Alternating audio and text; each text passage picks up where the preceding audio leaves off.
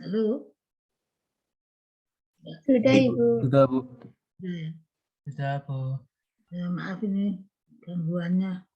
Saya akan mendiskusikan dengan saudara tentang peluang dan ide bisnis ya. Ini nanti akhir daripada diskusi ini Anda akan membuat ide. Ya. Tujuan dari pembelajaran ini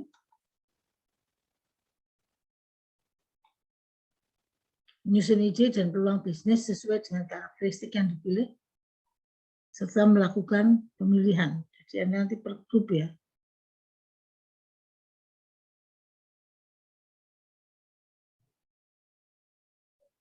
Ya.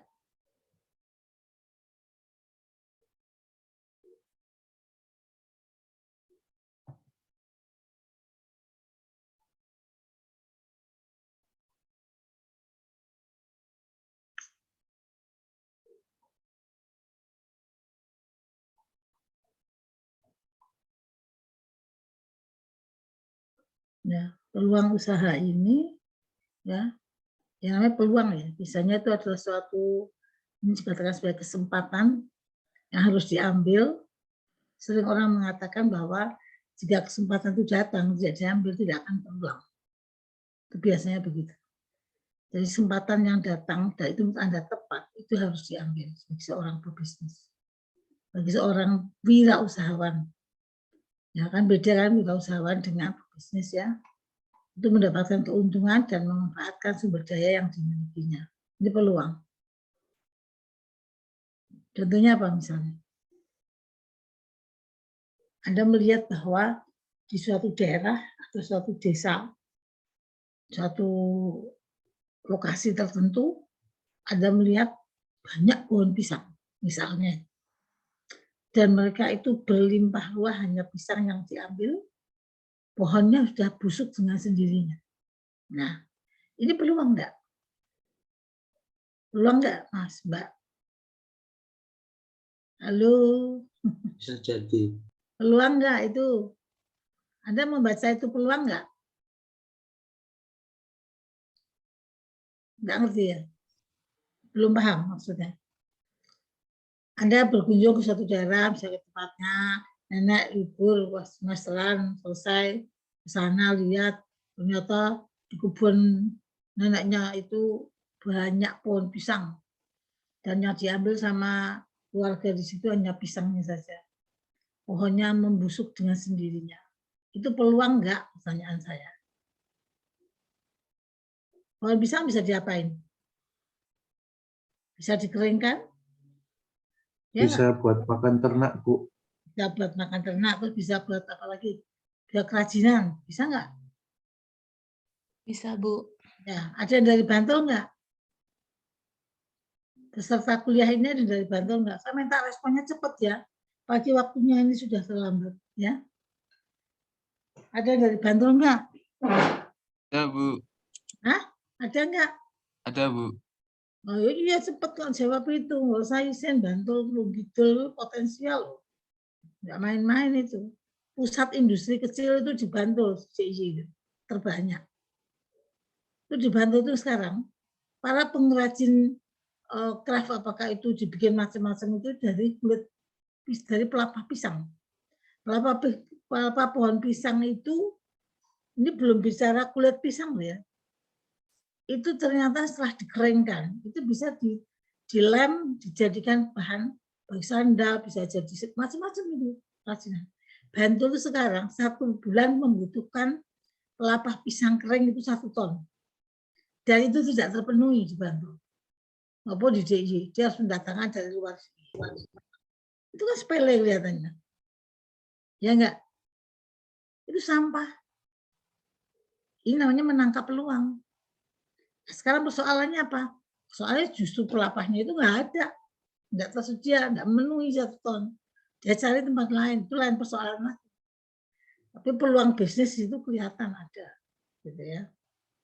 Apalagi misalnya. Kasih contoh silahkan peluang itu apa? Anda melihat peluang enggak? Sering katakan intellectual guessing. Ketajaman melihat itu adalah sangat penting. Dan setiap orang nggak sama. Ada yang gopo toh, barang digosok ngono kuwi malah nggo pupuk atau makan ternak selesai kok. Tapi ada yang kreatif. Orang kan berangkat dari kreativitas dulu, baru jadi inovasi produknya. Ya enggak, inovasi komersialisasi. Terus sudah saya bicarakan berkali-kali itu di pertemuan sebelumnya ya. Ingat loh, bagaimana karakteristik pengusaha, wirausaha misalnya, macam-macam banyak. Tapi ini dalam rangka kita akan bahas bagaimana kita menangkap peluang. Kewirausahaan itu kan termasuk menangkap peluang. Ya, itu contohnya misalnya. Misalnya banyak bekas botol aqua yang dibuang. Nah, itu bisa dimanfaatkan. Sampah pun bisa dimanfaatkan. Apalagi barang bekas yang lain. Tapi apakah menangkap peluang harus selalu dari yang seperti itu? Tidak harus. Melihat orang di suatu tempat, misalnya masyarakatnya hobi makan apa misalnya. Kalau di Bantul kira-kira makanan utama apa? Beras ya, nasi ya? Nasi enggak? Ya, Bu. Ya.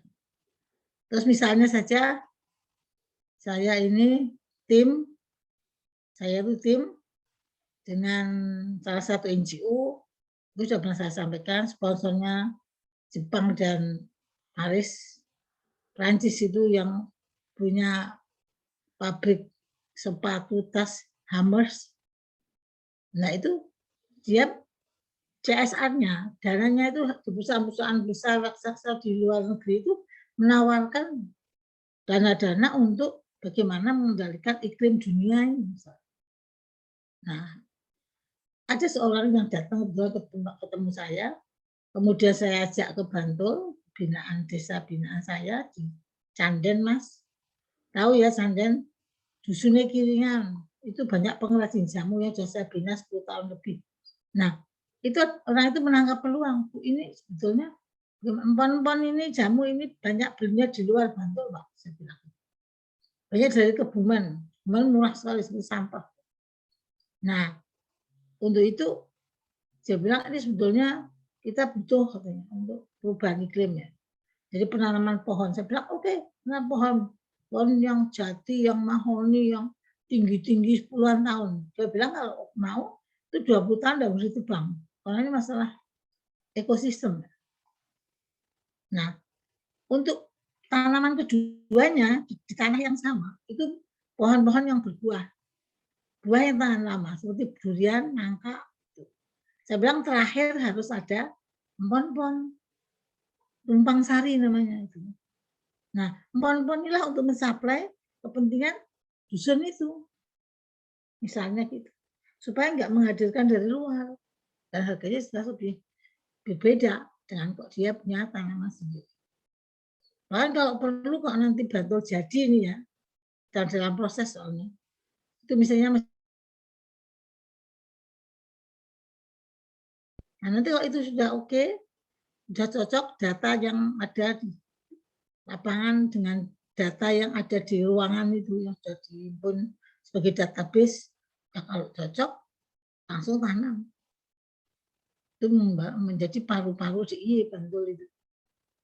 Bahkan yang punya DIY minta kalau bisa tidak hanya Bantul. Tapi sponsor mengatakan ya Bantul dulu yang kita lihat karena dia tertarik berangkat dari melihat adanya pengrajin jamu. Dan saya memang menyampaikan bahwa pengrajin jamu itu akan mensuplai ke industri nantinya. Berani ngestak. Kalau sebetulnya halo, ada apa ya? Bisa lanjut? Bisa, Prof. Ya, responnya cepat ya kalau saya nanya ya. Ya, ini peluang begini. Kira-kira sudah jelas belum? Ya, nanti dicari proses. Ya, dengan tugas. Terus ciri-ciri peluang usaha yang potensial. Ciri-ciri usaha yang potensial itu apa? Punya nilai jual, punya nilai komersial. Gitu. bukan sekedar ambisi. Wah, saya senang sama badminton, saya mau bisnis bolanya. Nah, itu namanya apa itu? Ambisi. Bisa bertahan lama dan juga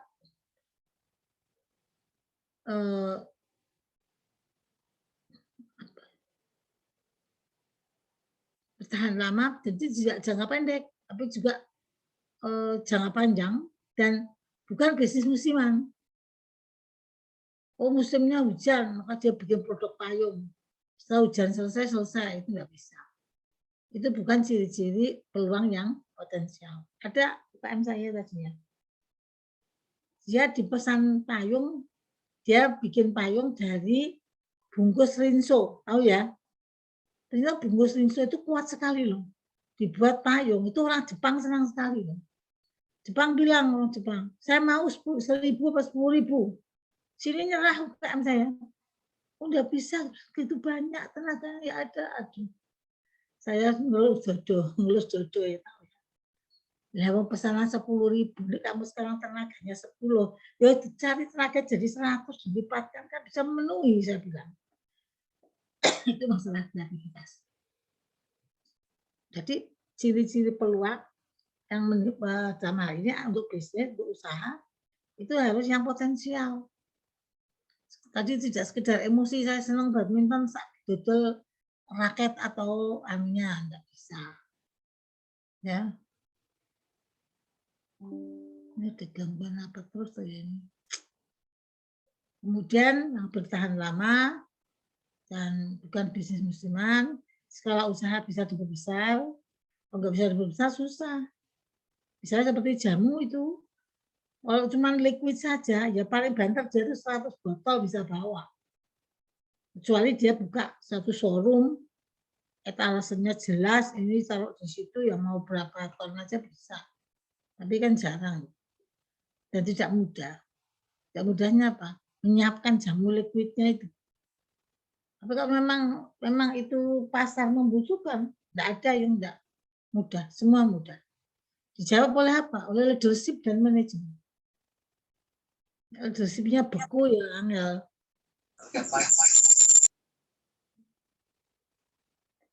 Modal memulainya tidak terlalu besar, tidak masalah.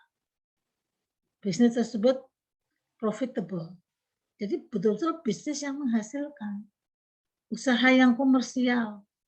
Jadi peluang yang potensial itu ya peluang yang tidak sekedar emosi, tapi yang potensial.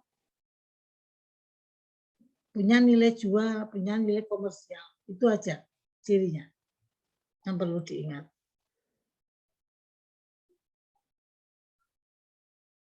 Kemudian ini ya, baik. Analisis pesaing. Kita harus selalu memperhatikan kompetitor kita. Kemungkinan pesaing mengembangkan produk. Kalau produk saya kembangkan, gimana kira-kira pesaing saya? Kalau seperti jamu saja contohnya, nggak bosan ya. Maksudnya biar jelas.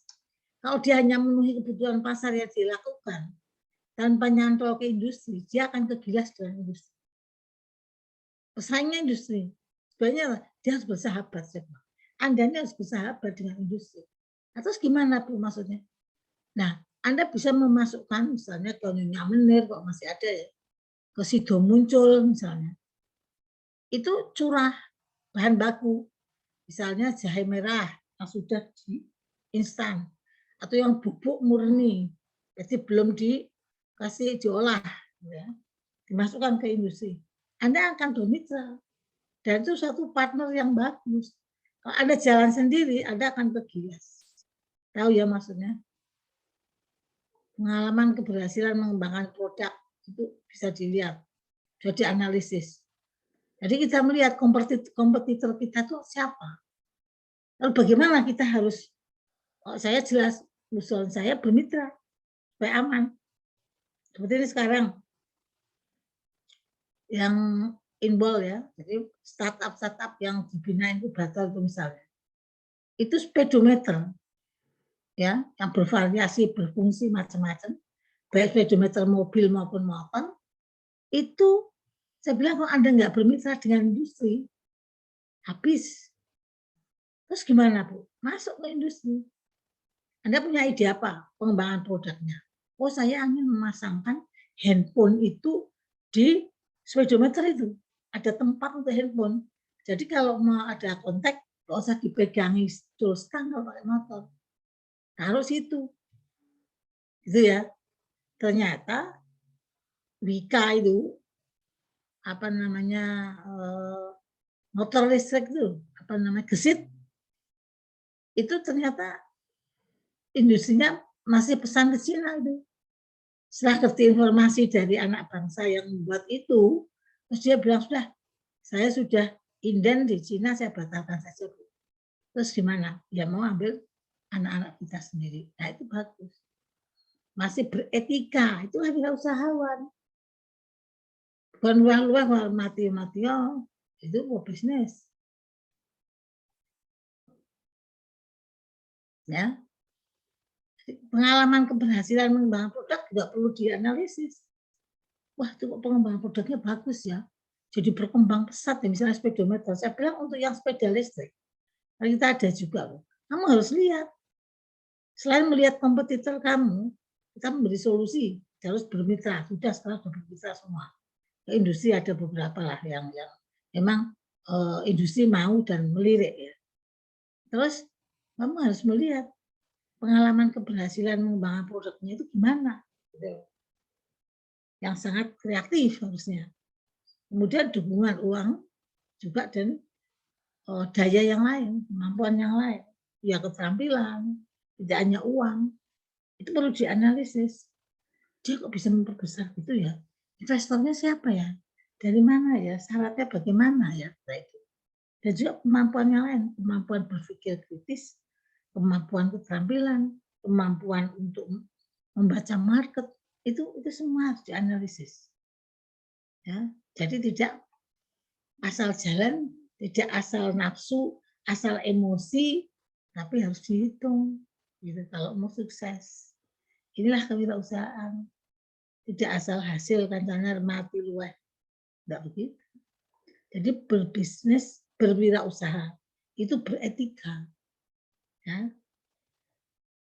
Akhirnya bisa saling bergandengan tangan, saling bahu-membahu untuk menuju sukses.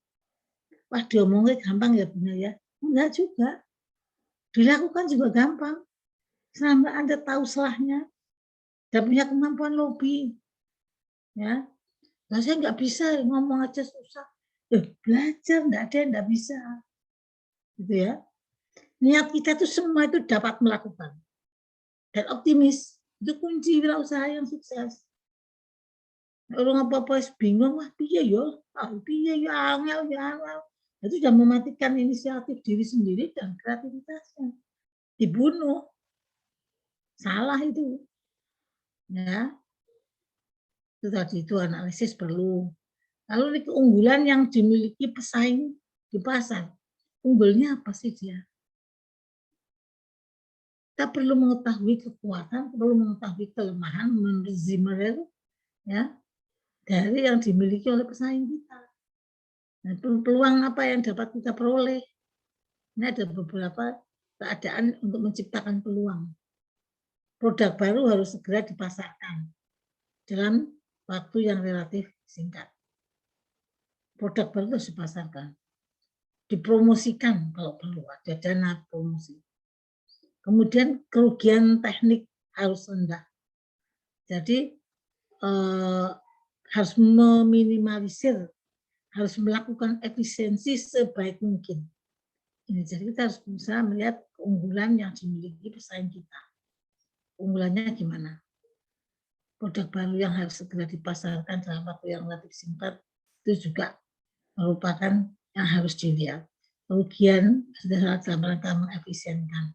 Kemudian bila pesaing tidak begitu agresif untuk mengembangkan strategi produknya, ini akan mudah bagi kita untuk mengejar keberhasilannya. Pesaing tidak memiliki teknologi canggih. Ini juga kelemahan. Pesaing sejak awal tidak memiliki strategi dalam mempertahankan posisi pasar. Dia sudah maju, booming. tapi dia tidak punya strategi untuk mempertahankan. Nah, itu kelemahan juga menurut Zimmerman. Selain pesaing sejak awal tidak memiliki strategi dalam mempertahankan posisi pasarnya yang di puncak misalnya, perusahaan baru memiliki kemampuan sumber untuk menghasilkan produk barunya. Nah, ini ancaman nih bagi kompetitor kita. Ya. Kita harus bisa membaca keunggulan, bisa membaca kelemahan dari pesaing kita. Bacanya biar ya kalau nggak ngerti ya, strateginya ya nggak bisa baca. Terus harus gimana? Harus belajar. Belajarnya gimana? Mencoba. Nanti kita kasih tugas. Terus tadi peluang kan, sekarang ide bisnis. Ide bisnis itu adalah respon seseorang atau suatu organisasi untuk memecahkan masalah ya, yang teridentifikasi untuk memenuhi kebutuhan di suatu lingkungan, kebutuhan pasar misalnya. Ide bisnis itu merupakan respon atau jawaban dari seorang maupun organisasi untuk memecahkan masalah yang teridentifikasi, jadi menjadi ide untuk memenuhi kebutuhan pasar. Pasar itu butuh apa ya? Nah, itu perlu direspon. Ini kalau sekarang modelnya sudah eranya 4.0 atau mulai masuk ke 5.0, itu apa ya? Berangkat dari pemikiran tentang peluang. Setelah ketemu peluang, idenya gimana? Saya pelapa pisang, mau diapakan ini? Nah, ini harus ada ide untuk menjawab permasalahan yang daripada busuk tadi itu. Ya. Ini pasar apa ini harusnya? Untuk menjawab masalah-masalah, tapi setelah teridentifikasi untuk memenuhi kebutuhan suatu lingkungan. Lingkungannya itu berantakan lingkungannya. Kalau itu semua membusuk. Syukur kalau itu diopaini jadi pupuk. Syukur itu kalau dikerjakan diopaini untuk makan ternak. Tapi kelihatannya saya belum pernah ngerti. Jadi, kalau ternak itu dikasih pelapah pisang, ya, usia dipotong-potong ya, dirajang ya. Itu khasiatnya apa untuk ternak? Sekedar kenyang atau ada multiplier effect apa misalnya? Kalau saya misalnya empon-empon jamu itu, setelah diperas, ampasnya itu coba saya katakan, coba kasih campuran untuk makanan sapi itu di sana. Sapi atau kambing. Sapi perah ya misalnya. Ternyata itu susunya itu lebih kental dibandingkan yang tidak dikasih empon-empon. Sisa ampas atau empon-empon. Itu jelas. Tapi kalau pelapa pisang misalnya untuk ternak tadi itu hasilnya piye itu Mas? Belum pernah diuji coba ya, belum pernah diuji ya. Bedanya kalau sebelum dikasih dan sesudah dikasih atau sapi yang satu dikasih yang satu enggak, hasilnya sama enggak itu belum pernah dicoba ya mungkin. Atau sudah pernah? Belum, Bu. Belum ya. Coba disarankan itu dipakani pelepah pisang itu sapi ya itu ya. Iya, sapi potong apa sapi perah, Mas? Sapi potong, Bu. Oh, kamu coba di sapi perah, jadi kelihatan di susunya gimana. Kalau sama saja ya cuma untuk kenyang saja nggak apa-apa daripada membusuk. Atau mulai lebih penting diolah jadi kompos. Ya kan? Akan menyuburkan tanaman itu sendiri karena kemarin itu belum lama saya dapat info dari alumni manajemen. Gunanya ini ada investor dari luar. Dia senang mau dipasarkan di Perancis apa keripik pisang. Tapi dia maunya pengusaha keripik pisang itu punya kebun pisang. Kalau nggak punya kebun pisang nggak mau karena takut putus, tidak sustain di dalam memenuhi kebutuhan pasar mereka. Nah itu kan luar biasa. Itu tantangan saya bilang. Piye carane tanggane dirayu kabeh kayak tanam pisang semua. Tapi ada fee yang menarik gitu. Supaya dia mau daripada ditanami palawija yang lain. Ini kan jelas dibutuhkan. Tapi itu akhirnya tidak ditangkap oleh masyarakat Bantul itu. Padahal ada di Bantul itu di desa apa ya Mas? Di apa namanya? Kecamatan apa desa? Aduh lupa saya. bukan Banguntapan, bukan. Apa desanya ono piro sih? Canden bukan, Banguntapan bukan. Yang dulu sering banyak kena terserang penyakit TBC di desa itu. Itu di situ ada. Sampai disebut Profesor Pisang, petani itu. Karena dia bikin pupuk sendiri semuanya dan rapi, tanamannya berapa hektar itu. Dia punya kelompok. Yang ibu-ibu bikin keripik pisang karena tidak bisa mengcover kebutuhan pasar. Maksud saya dia tidak kurang menangkap peluang ya. Akhirnya pisang itu yang banyak itu dijual mentah dari pohon dengan harga yang relatif murah, dibeli oleh tengkulak. Nah, tapi kalau diolah dia akan 10 kali lipat tuh hasilnya. Saya sampai kepengen tuh ke desa situ. Saya sudah punya catatannya waktu dia keluar di TV. Nah, dibikin dulu orang sinetron wae gitu Mas, Mbak. Itu banyak itu tayangan-tayangan tentang UKM, tentang usaha bisnis apa gitu ya. Jadi ide bisnis itu biasanya dalam menjawab atau merespon permasalahan yang terjadi dan diidentifikasi untuk apa? Untuk memenuhi pasar gitu loh.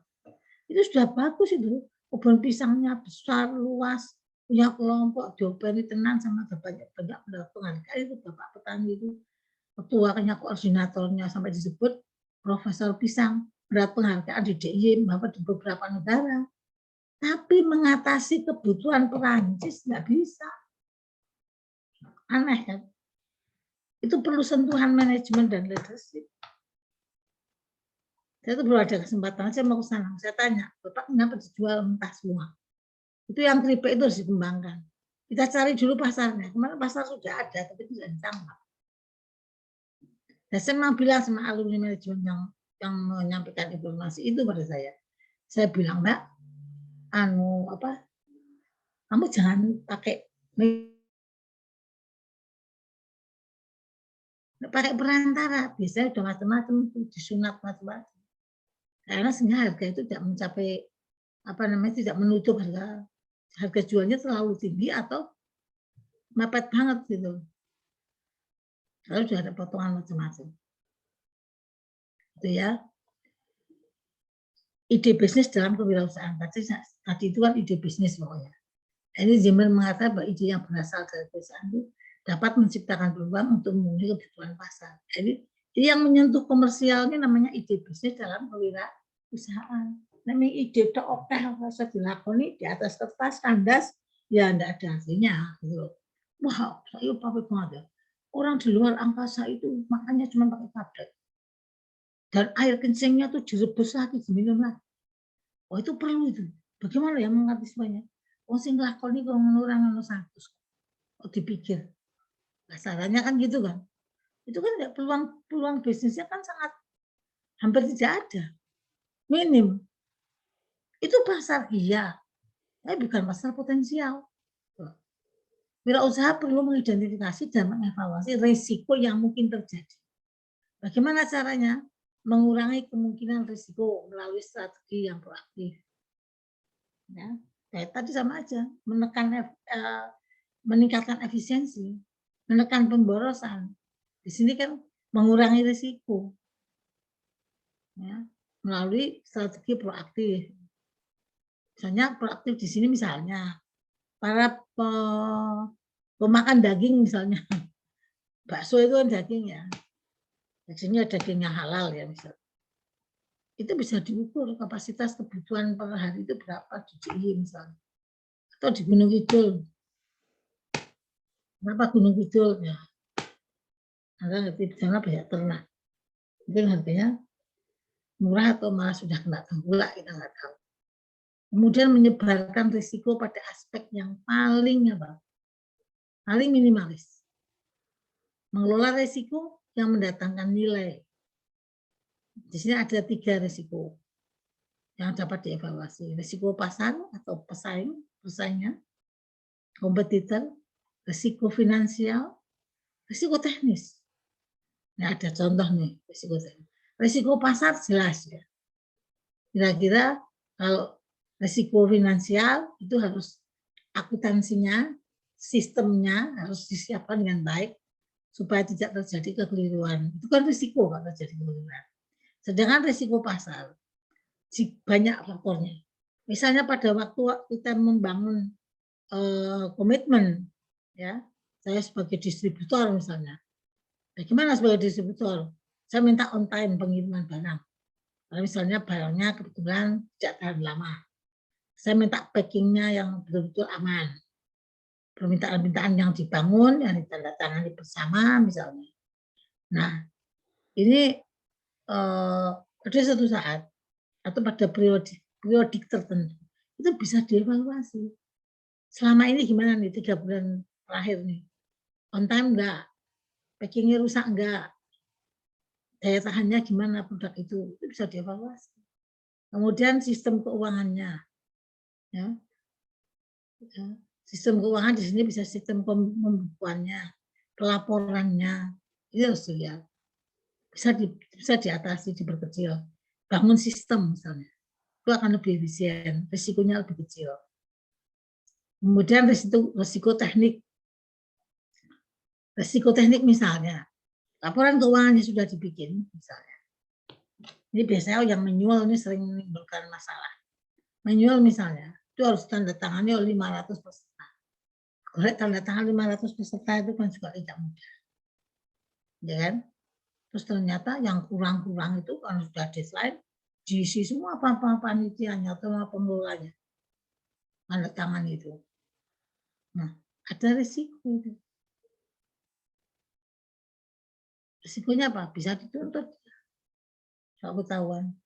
Tanda tangannya orang lain dia yang tanda tangan. Bahkan ada transportnya. Ini enggak benar. Jadi ide bisnis dalam kewirausahaan itu betul-betul yang sampai ke pasar. Yang hanya ide saja, ya sawang-awang mimpi terus. Terus kalau ide saja. Tanpa dikatakan ide bisnis dalam kewirausahaan. Ini sampai komersial. Sampai pasar. Kalau ide aja macam-macam banyak, tapi di atas kertas. Nah, sering saya katakan kita kandas di atas kertas. Diri programnya, idenya ini nanti kita, aduh pasar gini, konsumernya gini, karakteristiknya begini, sehingga produk ini akan masuk ke sana.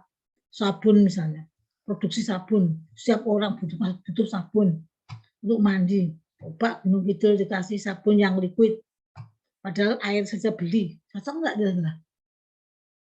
Cocok nggak kalau sabun di Gunung Kidul liquid? Kira-kira aja aku nggak berani jawabnya.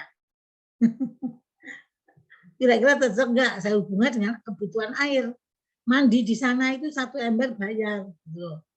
Ya nggak, kemarin musim kering, musim kemarau. Nah, jadi nggak cocok. Cocok enggak? Kalau sabun yang liquid dilempar ke Gunung Kidul pasarnya nggak ada yang beli. Orang kan belinya yang keras. Sabun Lux itu kan keras tuh misalnya. Atau sekarang kan semua ada keras, ada cair kan. Nah, kalau di Gunung Kidul kasih cair, itu kan licin toh untuk membersihkan sampai keset itu sampai bersih. Untuk mandi itu kan butuh air lebih banyak. Coba Anda coba. Anda pakai sabun yang keras, ya, itu akan lebih cepat dan airnya nggak banyak untuk membersihkan sabun itu. Tuh. Sumber ide bisnisnya. Sumber ide bisnisnya dari mana sih? Mimpi. Boleh bilang mimpi. Dari hobi bisa, dari minat bisa. Saya kok tertarik ya sama namanya orang kok misalnya di suatu komunitas tertentu orangnya itu najis, rapi, tertib, disiplin, apa, ada ide produk apa yang bisa masuk ke sana ya misalnya. Orangnya rapi-rapi, mungkin perlu apa, spray itu yang misalnya disemprotkan pengharum pada waktu setrika baju itu disemprotkan di situ. Itu laku komunitas itu. Itu disemprotkan nanggone bakul pasar Beringharjo yang jam 3 pagi sudah sampai tempat bawa sayuran di Rapayu. Kira-kira gitu loh. Sumber ide itu bisa dari hobi, bisa dari minat. Hobi misalnya main bulu tangkis karena masih demam dan ada All England ya. Itu misalnya dia hobi itu, aku tak gawe kan raket nih, dol. Ya, musiman itu. Musiman itu enggak tahan banting. Dia akan berjalan sesuai musimnya. Musim pertandingan orang pada main toh. Ya enggak? Oh, enggak ada pertandingan orang sudah lupa. Kecuali yang memang olahragawan. Sumber ide bisa dari keterampilan dan dari pengalaman. Karena dia terampil apa-apa dilihat, ini bisa diapain ya ini ya. Misalnya botol pecah separuh bisa di atas, bisa dikreasikan gitu. Banyak loh sekarang seperti kedai-kedai di Kasongan apa banyak hasil-hasil kreativitas. Tentu perlu jalan-jalan seperti itu. Orang jalan-jalannya yang mau baik gitu loh, ya. Jadi ada gambaran gitu. Warna laba ini jelas bisa dari warna laba. Ya, warna laba. Indomaret, Alfamart tuh warna laba enggak? Halo? Warna laba, Bu. Warna laba ya. Laba itu enak kan, uangnya tanam di situ, ditinggal tidur tiap bulan dapat. Itu tidak ada kreativitas, itu tidak ada. Itu bukan maksud saya, itu adalah orang yang punya uang yang pasif. Ya, tidak dinamis. Tidak diolah idenya. Ya, tidak diolah bisnisnya. Seperti sekarang naruh uang di bank. Gitu aja. Hanya untuk keamanan, hanya ini memang pasif tidak digunakan. Itu tidak dibicarakan di sini. Bukan sumber ide. Tapi bisa termasuk. Itu kan juga ide. Ide yang kepenak, yang tinggal terima, nggak mau kangelan, itu kan beda lagi. Yang untung sepihak. Yang untung yang menerima punya waralaba itu. Dia akan dapat lebih banyak daripada yang punya uang. Kemudian media massa sebagai sumber ide. Anda baca majalah, Anda baca koran, Anda melihat TV, Anda itu akan menjadi inspirasi loh. Untuk atau Anda dari waralaba itu juga bisa menimbulkan inspirasi. Udah bikin Alfamart sendiri misalnya, Rasmat atau Ahmad Mat, itu bisa juga menjadi inspirasi. Jadi olah sendiri mungkin itu lebih seperti model supermarket mini itu kan lebih hasilnya lebih besar daripada kita dengan waralaba gitu loh. Mau dari pameran, ada pameran jalan-jalan lihat, itu memberi inspirasi, sumber ide. Survei kalau perlu ke home industry, ini semua sumber ide loh. Nanti Anda kalau ditugaskan membuat ide dari sini nih, ya jangan lupa sumber ide bisnisnya yang komersial, ide yang komersial, sumbernya ini.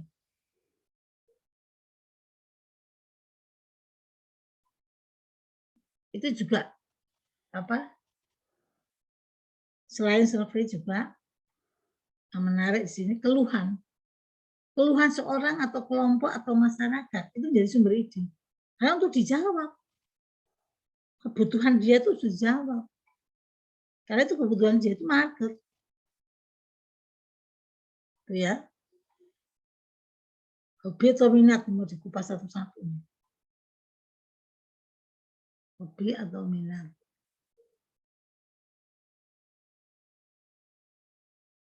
Hobi itu kan aktivitas yang disenangi ya.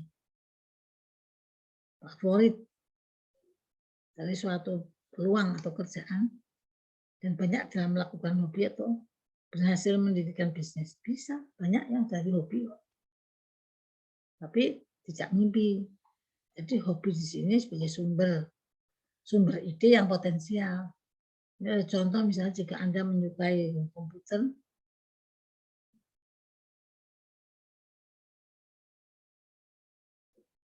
di sini juga bisa contoh ini. Ada hobinya IT misalnya.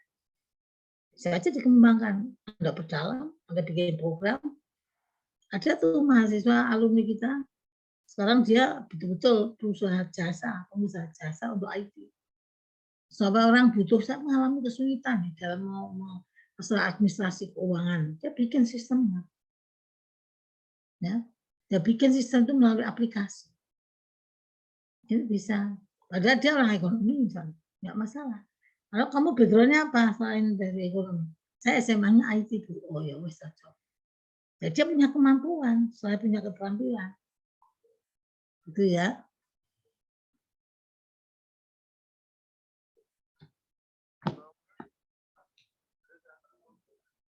Iya ini Mama masih ada kuliah dulu sebentar. Ya.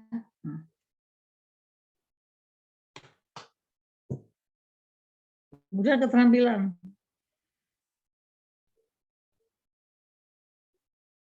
Keterampilan dan pengalaman pribadi. Banyak ide bisnis berasal dari pengalaman dia bekerja di kantor atau biasanya dia sudah bekerja, punya pengalaman, dia buka usaha sendiri misalnya. Dia manajer dalam suatu home industri atau perusahaan menengah. Misalnya perusahaan konveksi ya. Terus dia punya pengalaman, tahu bagaimana pasar dan sebagainya. Ya, terus dia buka sendiri. Itu juga sumber ide ya.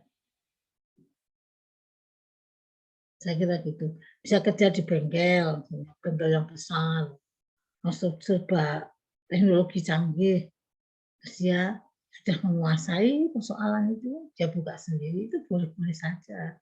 Selama masuknya kelihatan muka, pulangnya, keluarnya juga mukanya di muka, nggak lari.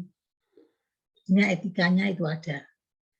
Ya, karena akan menyakitkan bagi pengusaha yang sudah membina dia, membimbing dia, mendidik dia, bahkan dikirim ke pendidikan short program atau non formal ke luar negeri, baru minggat itu kan nggak benar, ya masalah moral, etika lagi sumber keterampilan dan pengalaman pribadi itu. Terus waralaba di sini pengaturan di mana produsen atau distributor tunggal dari suatu merek dagang. Produk atau jasa memberikan hak eksklusif untuk distribusi lokal pada pengecer mandiri atau bebas sebagai ganti dari pembayaran royalti dan pemenuhan prosedur operasi standar. Jadi misalnya saja itu UKM startup kami dari alumni manajemen itu yang speedometer itu dia sistem strategi marketingnya selain digital marketing atau e-commerce ya, dia juga melakukan strategi distributor. Jadi di sekarang ada banyak distributor dia. Dan setiap yang mendaftarkan mau jadi distributor di Medan di mana itu dia harus bayar ada uang pendaftaran meskipun kecil. Jadi ada kemauan yang diikat dengan pendaftaran. Itu strategi marketing. Dan banyak sekarang sudah buka di Bandung di mana-mana cabang sekarang. Dan dia sekarang sudah banyak bermitra dengan YouTuber yang uangnya tak terbatas. Itu ada yang siapa? Hanif itu juga sudah jadi mitra sponsornya sepeda listrik dan juga dia yang atau YouTuber masalah motor ya, mobil ya. Itu sama speedometer sama yang kita punya dengan sepeda listrik dia sudah bermitra itu. Saya ketemu waktu peresmian buka cabang di Ring Road Utara. Si Hanif merupakan sumber ide. Calon pengusaha dapat membaca misalnya iklan, artikel di majalah, ya misalnya. Kemudian iklan yang komersial, ini juga bisa mengundang, memberi inspiratif ya. Apa bisnis yang harus dijual dan sebagainya. Artikel dalam satu media atau di internet, di Google misalnya, itu inspirasi semua. Jadi media elektronik maupun media yang non elektronik. Pameran itu sangat menarik, sangat memberikan inspirasi. Menghadiri pameran secara teratur, Anda tidak menemukan produk dan jasa baru, tapi Anda juga bertemu dengan para penjual, pabrik, para pedagang, distributor, dan pelaku bisnis waralaba. Ini akan ketemu di pameran. Bisa berbincang, bisa juga mendapat aspiratif dari produk-produk yang dijajakan, dan seterusnya.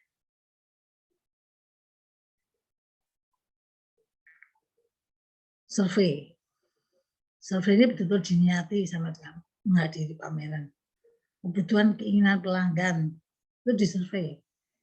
dapat kita pastikan melalui satu survei. Misalnya saja, bank ini kan sedang lesu-lesunya, Bang. Titik nol sekarang nih, Bang, ya, perbankan.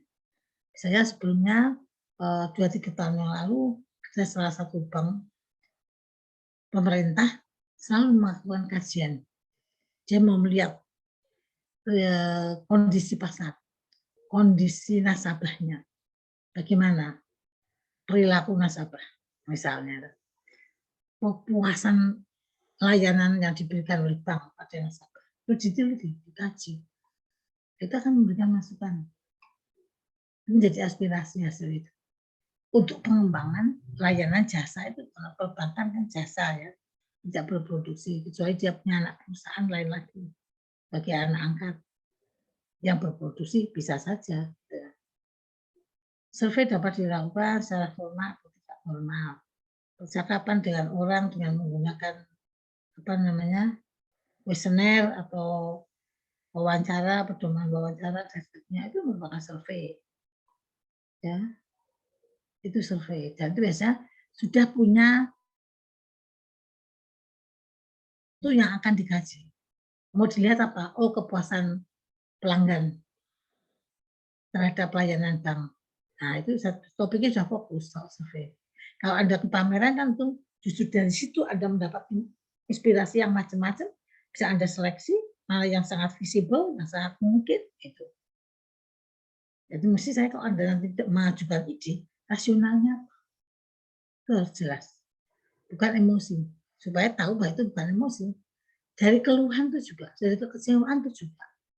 Ya, kecewaan pelanggan memiliki potensi untuk menghasilkan produk dan jasa.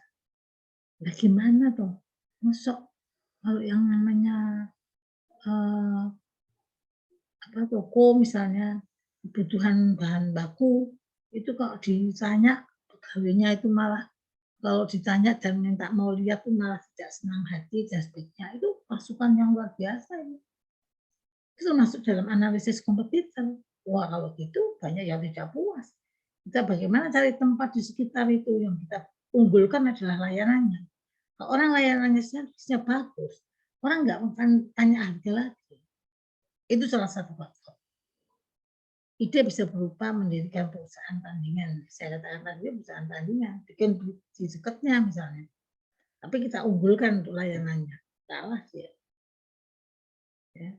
Jadi nggak gampang kalau jual tempe bungkus yang atau gembus yang sudah dibacem di sudut pasar sambil layah-layah itu beda lagi. Mah hiburannya nenek. Nah, ini sekarang karakter peluang. Jadi saya bahas tentang peluang ya. Karakter peluang usaha yang bagusnya seperti apa? Ini permintaan yang nyata. Memang ada permintaan yang nyata, ada peluang kasus yang nyata, kemudian pengembalian investasi, return on investment, memberikan hasil dalam jangka waktu yang cepat. Itu karakter peluang yang bagus. Jadi nggak terlalu lama investnya. Investor itu kan menarik bagi investor. Kompetitif ya. Kompetitif ini juga merupakan karakter. Peluang usaha yang bagus, kompetitif itu dapat mengimbangi baik dari sudut pandang pelanggan dibandingkan dengan atau jasa yang tersedia, dan juga mencapai tujuan untuk memenuhi tujuan atau aspirasi orang atau organisasi yang mengambil risiko, dan ketersediaan sumber daya serta keterampilan oleh penguasa dari segi sumber daya, dari segi kompetensi, dan dari sumber hukum. Ini karakter peluang usaha yang baik. Jadi kompetitif itu ya termasuk karakter yang baik untuk bisnis yang sukses. Mengidentifikasi dan menilai peluang usaha. Kondisi industri dan pasar gimana? Lamanya masa peluang produk gimana? Selalu fluktuatif enggak? Saya kalau masalah fashion perempuan itu maksudnya lama masa peluangnya itu tidak terlalu lama. Dia sudah berubah desain terus. Batik juga gitu, berubah desain terus. Dan harus mengejar eksklusif. Ya. Kalau enggak susah. daya jualnya tidak tahan lama. Kemarin saya dapat info, batik Pekalongan itu sekarang di Paris itu, di pameran di sana, dibeli oleh cukong dari negara mana itu, satu potong itu 60 juta. Saya bilang, berani nggak kalau itu dipasarkan di Cina? Karena Cina itu semua produk yang punya orang lain, dia bisa bikin lebih murah, lebih bagus. Ya kan? Katanya gini, kalau untuk batik yang harga 60 juta ini, kita berani pameran di Cina. Dan dia tidak mungkin bisa akan meniru. Kan itu handmade. Batik utuh, tulis utuh. Nggak ada cap, nggak ada printing, nggak ada apa. Tapi bisa saya bilang gitu. Itu diblat jadi printing rusak lah itu batik itu. Tidak berarti ada cukong yang beli 60 juta satu potong, beli 60. Kira gitu ya. Berapa M? 3,6 sekitar itu ya. Kemudian tujuan pengusaha dan kemampuan yang dimiliki pengusaha seperti apa? Ini perlu diidentifikasi. Pengelola tim gimana? Persaingan modal, teknologi, dan sumber daya gimana? Kondisi lingkungan, politik, ekonomi, hukum, dan pemerintah. Ini sangat mempengaruhi sekali dalam mengidentifikasi dan menilai peluang usaha. Politik itu pengaruhnya besar sekali. Bisa saling menghancurkan, saling membunuh. Dan itu mafianya lebih kejam di bisnis itu. Nah, Anda tidak usah takut. Selama Anda punya kompetensi keterampilan dan bisa membaca peluang, menganalisis kondisi, ya tenang aja. Enggak masalah. Mesti bisa mengatasi dan mesti mendapatkan solusi. Itu yang penting. Yang penting itu.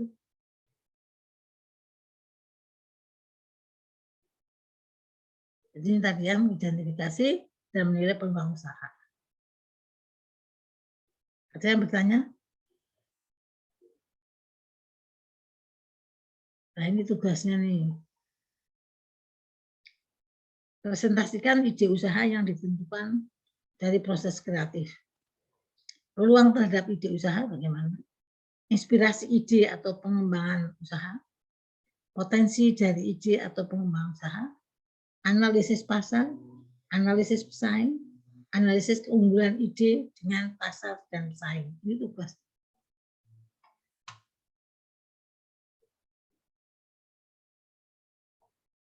Ini ya.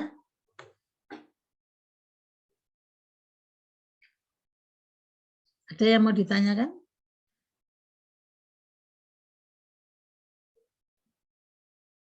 Halo.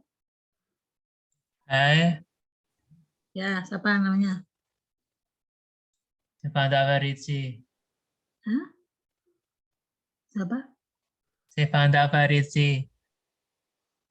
Oh, silakan.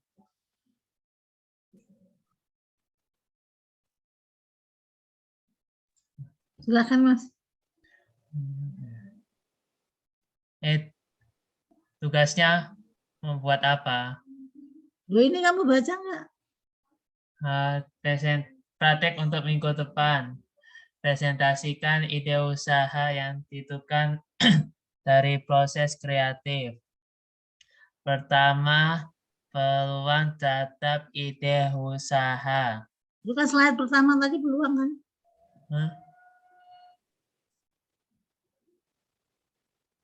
Bahasa pertama, peluang terhadap ide usaha. Kedua, inspirasi ide atau pengembangan usaha. Tiga, potensi dari ide atau pengembangan usaha. 4, analisis pasar.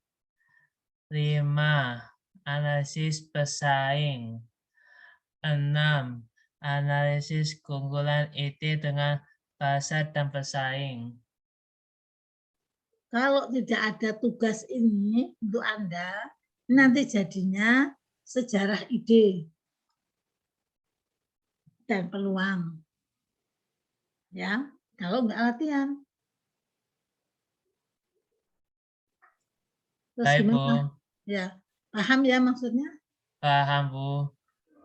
Maksud saya ada yang perlu, ada yang mau ditanyakan nggak? Yang lainnya, Permisi Bu, izin bertanya. silakan. Untuk presentasi ide usaha itu berarti per kelompok nanti menentukan ide usaha masing-masing ya Bu? Iya, kelompok Mbak. Jadi kayak bikin bisnis gitu ya Bu? Bikin apa? Kayak bikin bisnisnya. Ya kalau mau jadi seorang wirausahawan, kita kalau mau buka usaha, ya mestinya kita mulai dari dasar ini. Yang mau dijual, mau dibisniskan apa? Gitu. Peluang terhadap ide usaha Anda punya ide apa? Terus peluang ide Anda itu bagaimana kemungkinannya? Ya. Terus pengembangan usaha itu atau inspirasi ide gimana? Potensi dari ide yang Anda tangkap itu apa potensinya? Terus analisis pasar, terakhir saya analisis pasar, analisis pesaing, ya. Kemudian analisis keunggulan. Baik Ibu. Keunggulan ide tadi itu dengan pasar dan pesaing. Gitu. Ya ada buat aja lah nanti latihan. Oh ya, terima kasih Ibu. Ya, ada yang nanya selain tugas. Sudah jelas ya? Karena saya terus terang saja, saya dominan bicara terus karena saya akan menjelaskan bahwa ini adalah konsep yang basic yang harus Anda pegang, yang mana Anda berangkat dari ide, dari menangkap peluang menjadi ide dan pengembangan termasuk analisis pasar. Itu. Dan saya memberikan contoh setiap slide-nya kan nanti. Untuk apa? Untuk jelas. Jadi nggak langsung saya serahkan Anda untuk diskusi. Karena ini persoalan-persoalan yang sangat mendasar. Selain yang nanya tugas, ada yang lain nggak yang ditanyakan? Kalau enggak, saya akhiri.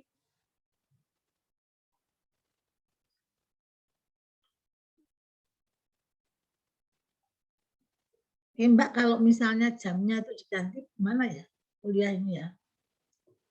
Ada peluang enggak ya? Diganti siang maksud saya. Jamnya saja. Ya nanti urusannya koordinator sama saya lah, nanti ya aja. Kalau masih Baik bisa. Ibu. Ya. Sudah? Ada pertanyaan enggak? Saya lagi. Sudah jelas? Ya silakan kerjakan tugasnya. Ya. Saya akhiri. Bisa? Bisa, Bu. Bisa? Bisa? Bisa diakhiri? Bisa, Bu. Bisa Bu. Bisa, Bu. Bisa, Bu. Ada manfaatnya. Bisa Bu. Jelas ya. Makasih. Assalamualaikum warahmatullahi wabarakatuh. Waalaikumsalam. Waalaikumsalam. Waalaikumsalam.